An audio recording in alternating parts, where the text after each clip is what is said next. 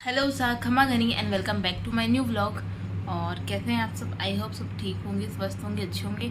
और आज तो मैंने बहुत दिनों बाद दाल बाटी खाई है। वैसे तो बहुत सारे फंक्शन तो उसमें बनाई थी, तब भी खाई थी, पर आज भी खाई है।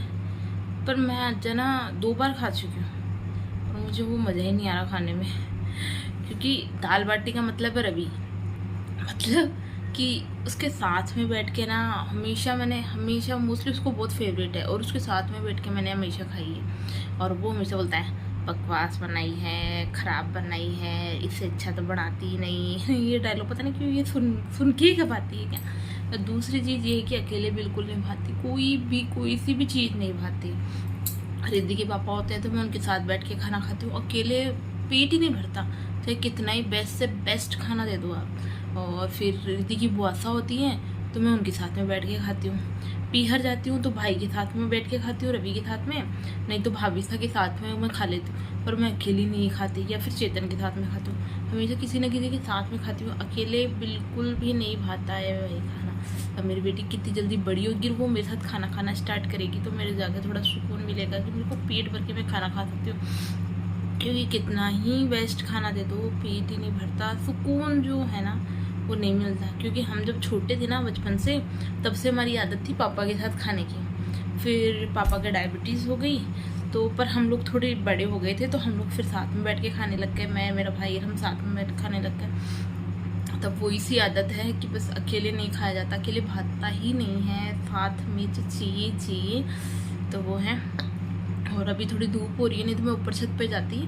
वो लालच आया हुआ है ना कि ठंडा ठंडा मौसम में छत पे बैठ जाती, क्योंकि बाहर बैठते हैं ना तो बाहर इतनी मुझे देख के मेरे पास आ जाती है, मेरी चिपक जाती है। तो मैं आराम से फ्री, थोड़ा सा रिलैक्स, तो मैं ऊपर जाती हूँ। और जैसे मम्मी जी रखते हैं ना तो उनको परेशान नहीं करती हैं, और मेरे को देख के पता नहीं क्यों ज़्यादा परेशान करती हैं। अब वो बाहर लेके आराम से खेल रही है, बिल्कुल आवाज़ नहीं आ रही है, और मेरे को करती है। इसलिए मैं अब देखूँगी, अभी तो 4 बजे, 5 बजे तक जाऊँगी छत पे, थोड़ी देर घूमूंगी, फिर 6 बजे फिर खाना बनाने का टाइम स्टार्ट हो जाएगा तो खाना बनाएंगे। अभी मैं सोच रही हूँ कि मेरे कपड़े हैं जो थोड़े डल से उड़ गए, तो उनमें प्रेस फ्रेस करके थोड़े अच्छे से जमा देती हूँ। क्योंकि रिद्धि बाहर है, वो रहती है ना तो प्रेस वगैरह कुछ भी नहीं करने देती है। तो चलो प्रेस ही कर लेते हैं या कुछ और काम कर लेते हैं। क्योंकि खाना वाना तो मैंने दोबारा से दाल बाटी खाई लिया, अब तो मुझे खाना है नहीं, मम्मी जी पापा जी का खाना मुझे बनाना है बस।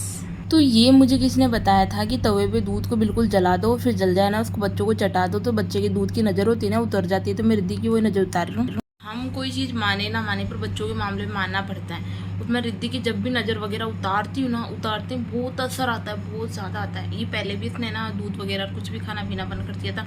बोलते हैं माँ की नज़र भी जल्दी लगती है, क्या होता मेरी नज़र ही ख़राब है।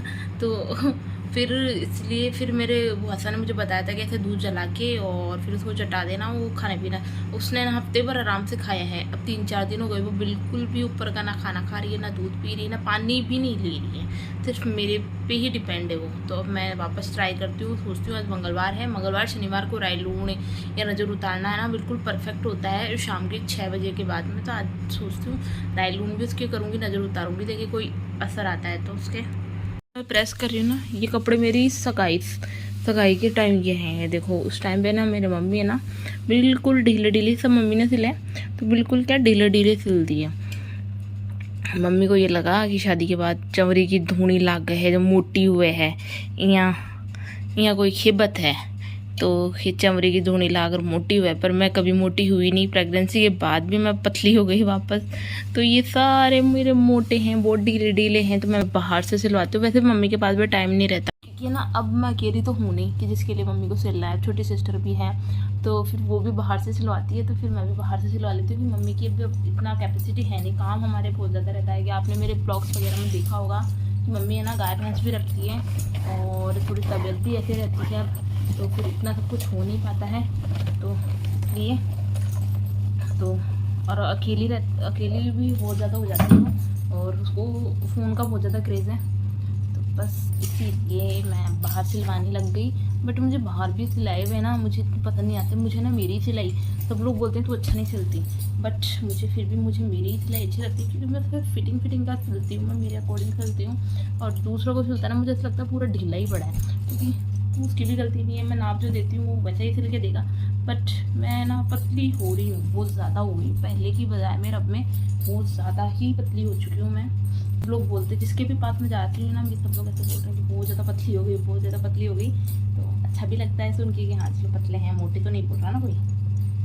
तो फाइनली मेरा वर्क डन हो चुका है। रोटी सब्जी मैंने बना दिया है मम्मी जी पापा जी के लिए। रिद्धू मुझे दिख नहीं रही था, दादी पोती कहीं सैर पे हैं। तो मैं आ गई शाम का मज़ा ले रही छत के ऊपर, बिल्कुल ठंडा ठंडा मौसम, क्योंकि मैं आज थोड़ी लेट हो गई काम वगैरह करने में। चांद मामा हमारे निकल रखे हैं, चंदा मामा। तो रात के खाने के बाद मैं लेके आ चुकी हूँ मेरा दूध। मुझे दूध तो दूध चाहिए होता है थोड़ा बहुत। तो अब मैं लेके आ चुकी हूँ मेरे लिए दूध, कि मोस्टली लोग होते हैं जो दूध वगैरह नहीं पीते हैं, सुबह भी शाम को। मेरी सिस्टर की भी बड़ी गंदी आदत है, वो भी बिल्कुल नहीं लेती। हम दोनों भाई बहन तो फिर भी लेते थे, वो छोटी वाली सिस्टर तो बिल्कुल भी नहीं लेते थे दूध। अब जाके वो थोड़ा बहुत लेना स्टार्ट किया उसने, बट लेना चाहिए। कैल्शियम की हमारी पूर्ति से होती है। मुझे सुबह शाम दोनों टाइम ही दूध की आदत है, मतलब हमेशा गाय भैंस वगैरह रखी है तो हमेशा दूध की तो रही है सुबह शाम। अगर शाम को मगर दूध खाना चाहिए, कितना बढ़िया खा लो, अगर दूध नहीं पीती हूँ ना तो ऐसा लगता है कि कुछ खाया ही नहीं है।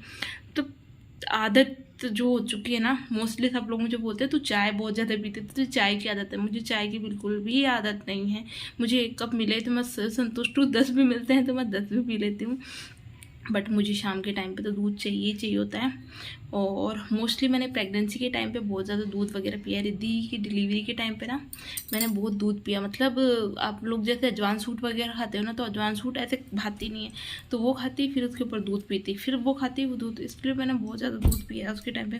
और सब लोगों को खाने भी चाहिए अजवान सूट वगैरह प्रेगनेंसी के टाइम पर। हूँ कि मैंने ना कभी भी लड्डू वड्डू कुछ नहीं खाए, पर प्रेगनेंसी के टाइम पे मैंने सब चीज़ें खाई थी।